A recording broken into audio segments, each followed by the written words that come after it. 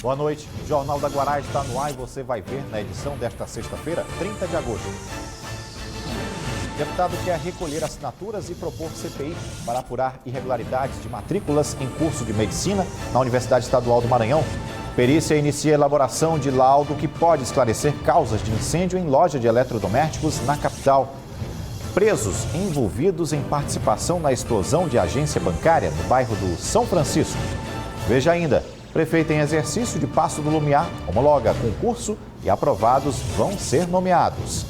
Sala de monitoramento de queimadas auxilia Exército e bombeiros na preservação dos focos de incêndio na Amazônia Legal no estado. E os detalhes do Setembro Verde, que vai estimular a doação de órgãos. Agora, no Jornal da Guará.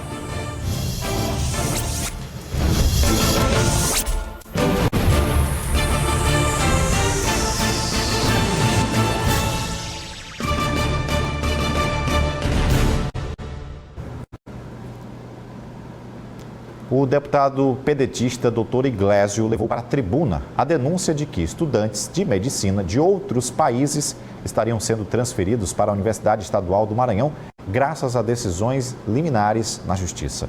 Há 3 anos, a UEMA está recebendo estudantes de faculdades privadas, ocupando essas vagas. A proposta do parlamentar é que seja aberta uma CPI para apurar a situação. O pedido para que seja instaurada uma comissão parlamentar de inquérito foi após a denúncia que estudantes de medicina da Bolívia, Uruguai, Paraguai e Argentina estariam lotando as salas de aula da Universidade Estadual do Maranhão em Caxias.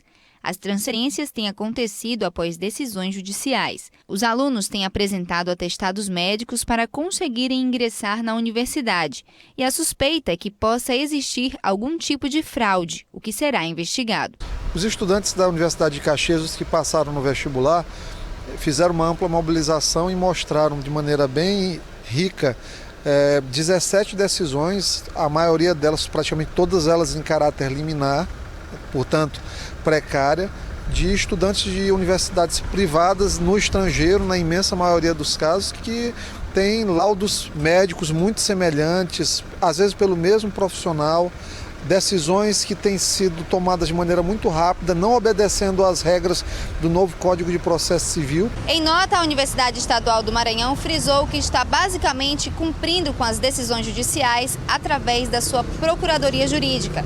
Informou também que tem negado todos os pedidos de transferência que não estão de acordo com o regulamento do curso de graduação ou com as regras dos processos de transferência. Os parlamentares terão 120 dias para investigar o caso. Os alunos que têm se sentido prejudicados cobram a garantia do processo de seleção, assegurando que apenas os que comprovarem conhecimento para obter a vaga permaneçam no curso.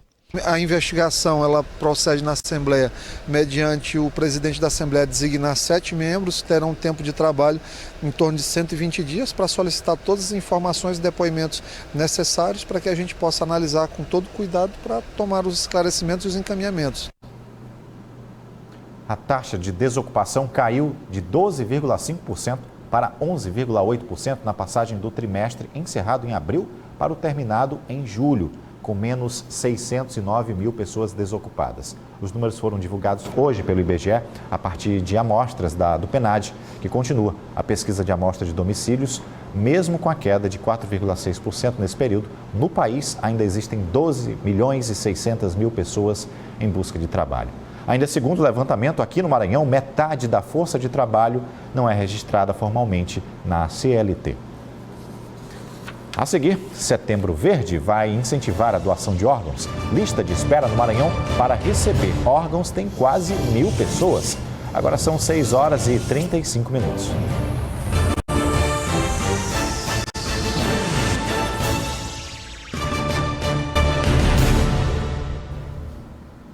O mês de setembro, que começa depois de amanhã, vai marcar atividades para a prevenção do mal do século, o suicídio. Na região metropolitana de São Luís, só neste mês, 6 pessoas entre 14 e 40 anos tiraram a própria vida. Diversas organizações estão engajadas no trabalho de orientação para evitar novos episódios envolvendo suicídio.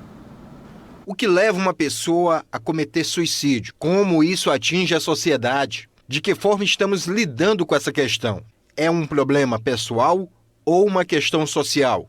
Todos estes questionamentos precisam ser feitos e têm sua relevância dentro do cenário para a valorização da vida. Entender o que se passa na cabeça de uma pessoa que quer tirar a própria vida não é fácil. Ajudar ela a se redescobrir como ser humano é o melhor caminho. O Ministério Público do Maranhão está com a campanha Rede do Bem. Estamos aqui para ajudar, organizada pelo Fórum Estadual de Prevenção da Automutilação e do Suicídio. A campanha faz parte das ações do Setembro Amarelo e foi apresentada à imprensa na manhã desta sexta-feira. E ela, a imprensa, precisa saber como lidar bem com este assunto. De uma forma geral, falar sobre suicídio e quem pretende ou recorre a ele não é fácil.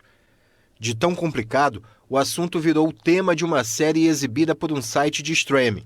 13 Reasons Why fala sobre uma jovem que recorre ao suicídio após sofrer bullying, preconceito e abusos por parte de colegas. O que seria para alertar sobre o mal acabou se tornando um problema, já que a taxa de jovens que tiraram a própria vida aumentou nos Estados Unidos, segundo o estudo conjunto de universidades e hospitais dos Estados Unidos, junto ao Instituto Nacional de Saúde Mental. Talvez a mudança do foco para a valorização da vida tivesse mais efeito. Que o problema existe e ninguém que lida com ele nega. Mas é preciso falar mais sobre a vida. Mostrar àqueles que pensam que a linha chegou ao fim que devem olhar mais à frente, porque o caminho é mais longo. Basta fazê-lo. Setembro também é o mês para incentivar a doação de órgãos. O chamado Setembro Verde quer chamar a atenção para uma necessidade de mais de 30 mil pessoas em todo o país, que precisam de um órgão para sobreviver. No Maranhão, a fila de espera é grande e uma campanha de sensibilização está sendo feita. Sobre esse assunto, converso agora com Maria Inês Oliveira, coordenadora da Central Estadual de Transplantes aqui no Maranhão. Boa noite, coordenadora. Seja bem-vinda aqui ao Jornal da Guará. Obrigada. Bom, o mês de setembro levantando duas cores, reforçando dois momentos, um setembro verde, a questão da doação de órgãos. Como está configurada a situação no Maranhão? Ainda é abaixo do esperado as doações? Boa noite. Sem dúvida, ainda é abaixo. No mundo inteiro, sempre as necessidades são bem maiores do que o número de doações, né? É evidente que existem países em que esse gap é muito pequeno. No Brasil, as necessidades ainda são muito maiores do que o número de transplantes realizados, né? Você falou que no Brasil nós temos cerca de 35 mil pessoas aguardando por algum tipo de transplante, sendo que 69% desses 35 mil estão aguardando por transplante renal, né? O Maranhão, ele continua bem aquém da sua necessidade, né? As doações, apesar de no primeiro semestre de 2019, nós tivemos uma redução de 19% na taxa de negativa familiar. Então, as pessoas começaram a se comparando conscientizar. com o mesmo período do ano passado, com o primeiro semestre do ano passado. A senhora acredita que seja fruto de quê? Esse tipo de campanha no mês de setembro, o diálogo com as instituições, Sim, eu acredito. Conversa nas escolas? Eu acredito que as campanhas, todas elas terminam que já se tornam conhecidas pela população, né? A gente costuma encontrar pessoas que dizem: setembro está chegando, o que vai ter no Setembro Verde? Então, as pessoas já estão um pouquinho antenadas, né, em relação ao Setembro Verde, que esse ano a gente está dividindo com o Setembro Amarelo. Isso é uma satisfação muito grande, porque são dois temas que abordam vida realmente. A doação é vida. A senhora mencionou 69% desses 35 mil. Dessas 35 mil pessoas que necessitam por transplante de rim. Esperam por transplante de rim.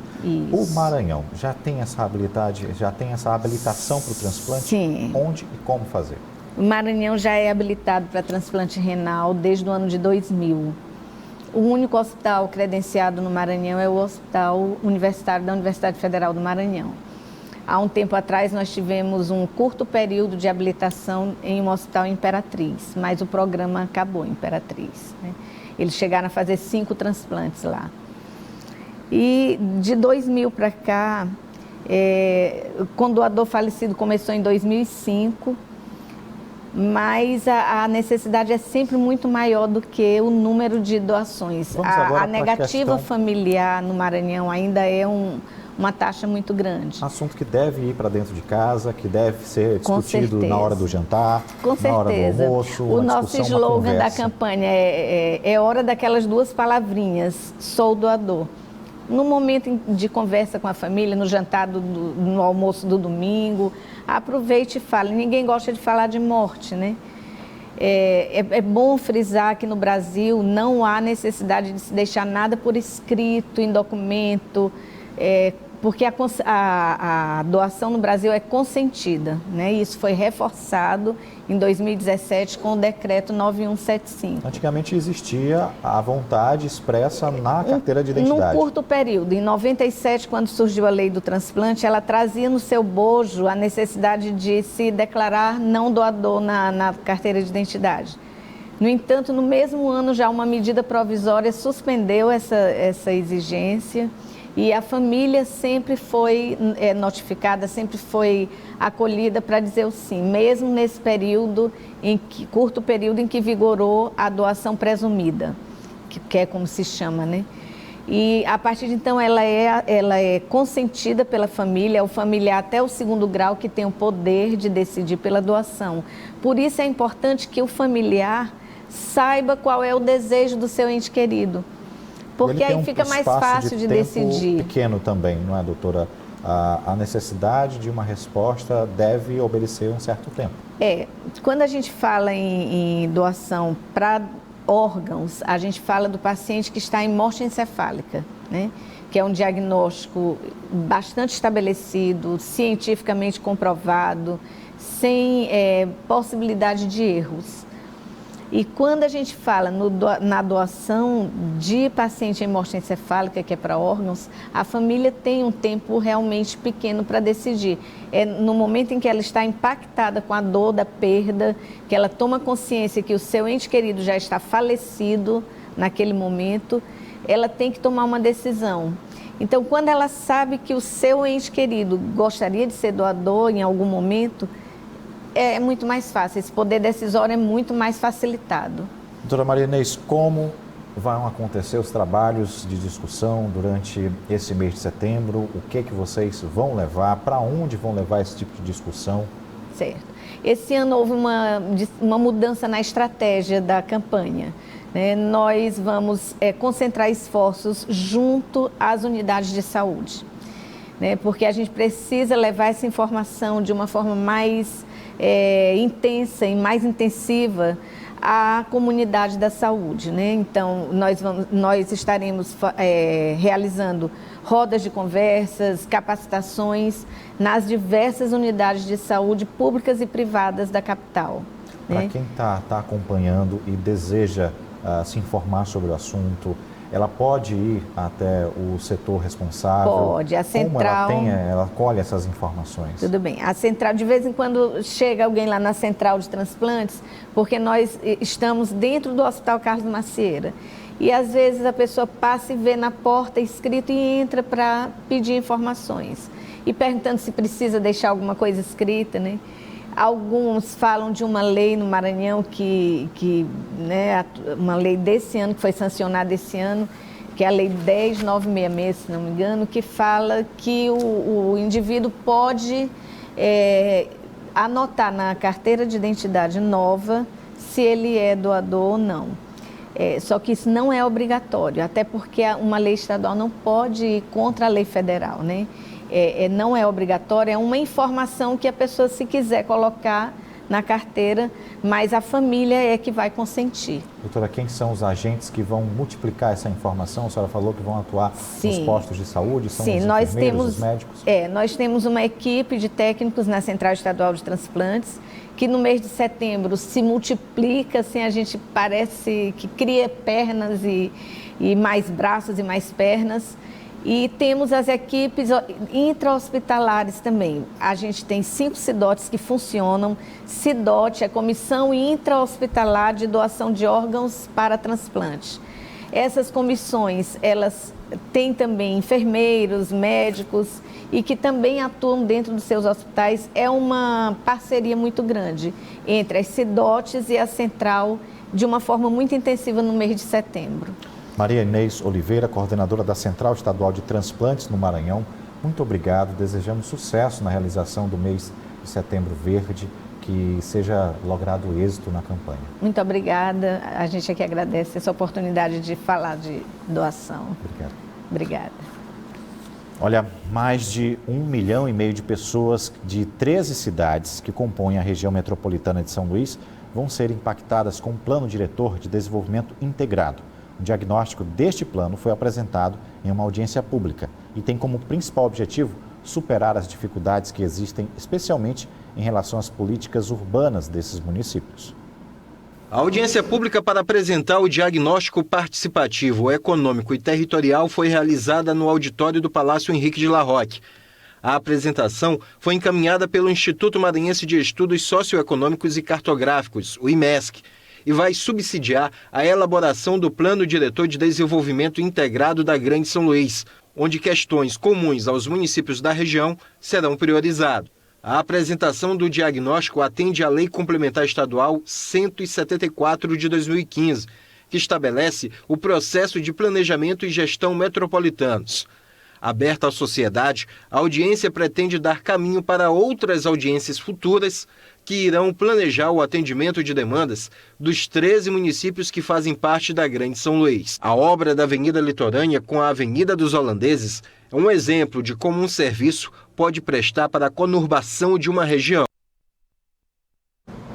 6 horas e 51 minutos. Em instantes, aqui no Jornal da Guará, você vai ver o Corpo de Bombeiros que já iniciou perícia para determinar causas de incêndio em loja de departamentos no bairro da Coab. E a previsão de 2 pessoas envolvidas em explosão à agência bancária no bairro do São Francisco. A gente volta já.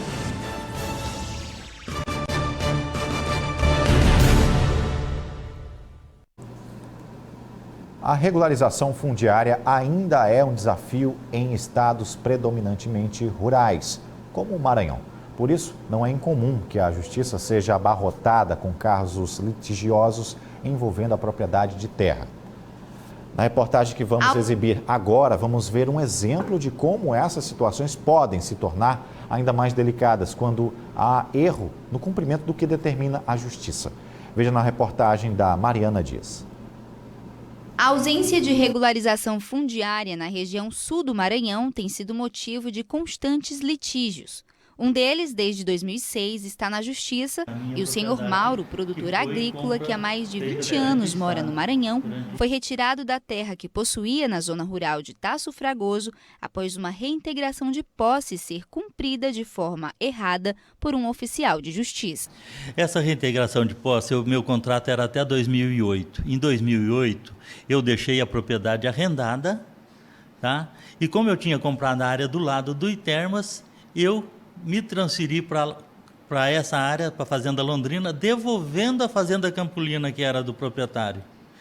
E aí, como a gente tinha uma pendência judicial, falta de pagamento, que eu não tive condição de pagar, essa correu tranquilo, essa ação acabou correndo, foi regularizado esses pagamentos e eu fui tirado indevidamente da minha área, realmente, que eles alegavam que eu estava naquela área ainda contrato de arrendamento. O agricultor arrendou esse local na Fazenda Campolina, onde plantava desde 2006. Em 2008, quando venceu o contrato, a área foi devolvida e ele se mudou para a Fazenda Londrina, onde em 2006 comprou um título de 1.060 hectares do Iterma. Nas fotos dá para ver a casa que ele construiu e onde morava com a esposa até 2 de março de 2018, quando foi retirado de lá. Não, eu e minha esposa estamos confinados. Nós toda a vida moramos na zona rural. Nós estamos confinados nesse barraco de palha, porque nós não temos proteção de nada, nem do tempo, nem nada, porque é um barraco de palha, cercado de lona, onde eu estou residindo já há 1 ano e 5 meses já. É nessa casa que ele continua residindo, esperando que uma perícia seja feita para constatar o erro e devolver as terras da Fazenda Londrina para ele. Tem alguma complexidade, mas a demora de tanto tempo, causando prejuízo a todas as partes, é algo que realmente causa espécie. Já ultrapassou bastante qualquer noção de razoabilidade esse tempo todo. E hoje há uma pendência de identificação de quais são as áreas, efetivamente, que estão ali a cada cargo. Isso necessita de uma perícia que seja realizada o mais depressa possível. A área vermelha era de ausentes desconhecidos e foi devoluta pelo Estado. A área em amarelo foi a que o senhor Mauro comprou e regularizou pelo ITERMA, Instituto de Colonização e Terras do Maranhão, vinculado à Secretaria de Estado de Agricultura Familiar. Mas a reintegração de posse aconteceu dentro desse mesmo espaço em amarelo. A Justiça de Balsas já garantiu que uma perícia será realizada em breve no local. Enquanto isso, o agricultor que está impedido de cultivar a terra e trabalhar no lugar que é dele, tem esperanças que seja feita a justiça. A Confederação Nacional dos Municípios informou que 4 cidades maranhenses vão ter aumento no fundo de participação a partir do ano que vem. Bacabeira, Carutapera, Porto Franco e Raposa vão ter um valor maior por conta do aumento populacional divulgado pelo IBGE há 2 dias. Veja agora o que mais foi notícia nesta sexta-feira.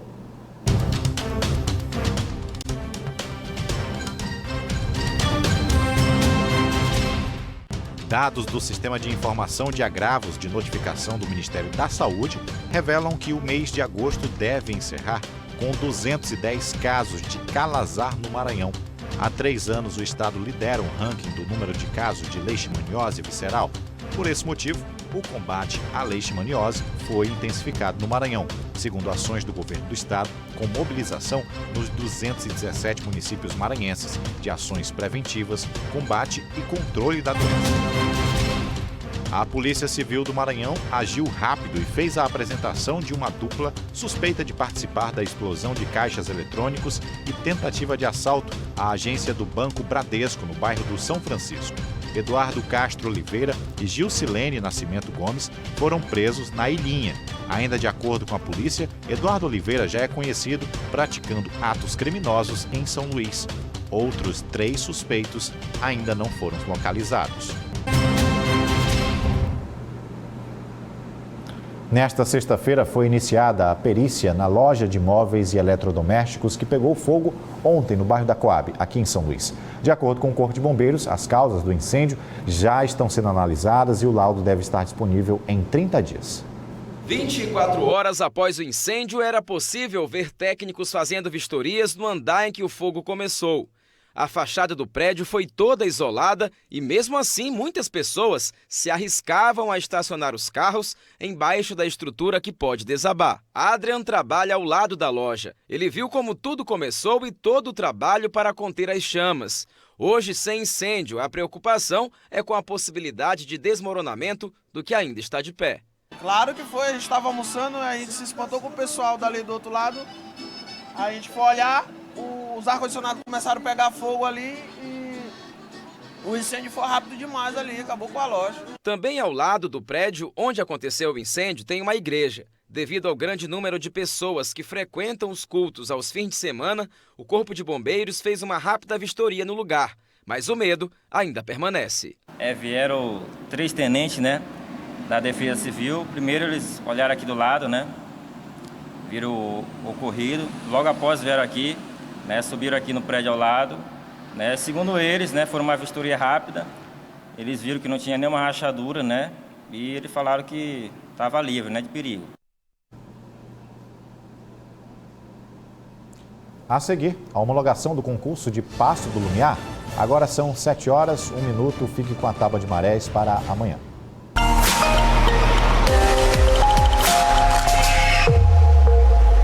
Finalizando o mês de agosto, o gráfico da Tábua de Marés aponta a baixa-mar a 1h26, com 0,1 metro. Às 7h27, acontece a pré-mar, com 6,3 metros. A nova baixa-mar, no período da tarde, com 0,1 metro, às 13h51. E, por fim, a pré-mar, às 7h50, com 6,3 metros.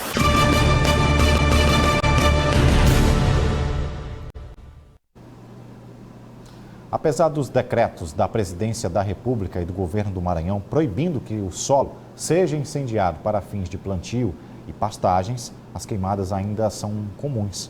Para dar suporte às equipes do Exército e dos bombeiros que estão nos municípios da Amazônia Legal, dentro do Maranhão, Uma sala de situação de crise foi montada para auxiliar neste monitoramento. Durante 24 horas por dia é feito o monitoramento dos focos de queimadas no Maranhão. Um trabalho criterioso e que aponta entre o dia 1º de janeiro e 29 de agosto, pouco mais de 6.000 focos. Neste mesmo período, o ano que teve mais queimadas no estado, de acordo com os dados, foi 2007, com mais de 40.000 focos. Em 2009, a maioria das áreas de queimadas está no Cerrado Maranhense, longe da região da Amazônia Legal, onde se tem registro de 155 áreas, o que representa apenas 0,6% de tudo que foi afetado pelas chamas nos últimos dias. O monitoramento ele é realizado através de dados do INPE. O INPE ele faz essa coleta de dados através de satélites estacionários com sensor infravermelho. São 16 satélites que estão à disposição, né? Tem satélite do sistema NOAA, Terra, Aqua, GOES, MPP 375. Então, há um cruzamento de todas essas informações dos satélites. O INPE faz o tratamento e a SEMA pega esses dados já tratados e consegue formular no estado do Maranhão todos os focos de queimadas em todos os municípios. Os municípios maranhenses com maior número de queimadas são Mirador, Balsas, Barra do Corda, Amarante e Grajaú, com números que ficam sempre alternando. Esses dados são compartilhados com outros órgãos que atuam no controle, fiscalização e combate às queimadas no estado. Nós temos esse compartilhamento de informações, né? Nós temos a parceria com o Preve Fogo do IBAMA, que é um programa também específico sobre queimadas, com o Corpo de Bombeiros, com o BPA, Batalhão de Polícia Ambiental, e também com as Secretarias Municipais de Meio Ambiente. Eles estão parceiros ativos também. Depois de muitos protestos, foi homologado hoje pela prefeita em exercício do Paço do Lumiar, Maria Paula Azevedo, homologou o concurso realizado no município. A decisão é em cumprimento a uma ação na Justiça. Diversos protestos foram realizados exigindo a homologação e nomeação dos aprovados. A Secretaria de Administração deverá providenciar a nomeação de todos a partir da publicação no Diário Oficial feita hoje. Do Lumiar, que deveria ter sido homologado pelo prefeito Domingos Dutra, mas acabou sendo uma cena de violência gratuita contra animais que aconteceu esta semana em uma faculdade particular de São Luís. O animal continua sendo vítima de atendimento e tratamento. Nessa semana de tanta violência contra a integridade desses animais. Ao menos agora o Maranhão terá um fundo estadual de proteção aos animais, cujos recursos vão ser exclusivamente aplicados em ações destinadas à assistência e fomento às políticas públicas de proteção aos animais.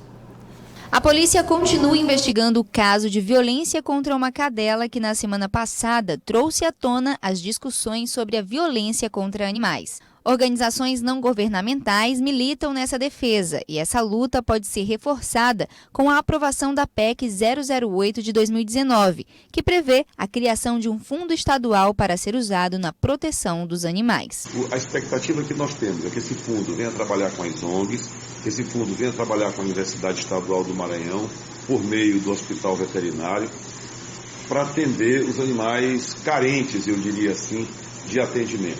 Animais de rua, animais que são maltratados, como foi recentemente o caso que aconteceu no estacionamento da Escola Pitágoras. Sem um recurso fixo, as ONGs lutam para a destinação de emendas parlamentares voltadas, dentre outras coisas, melhorar a assistência do Hospital Veterinário da UEMA. Em relação à casa móvel, vai ser fundamental, porque ele é gerenciado pelo Hospital Veterinário, mas necessita desse recurso permanente, né?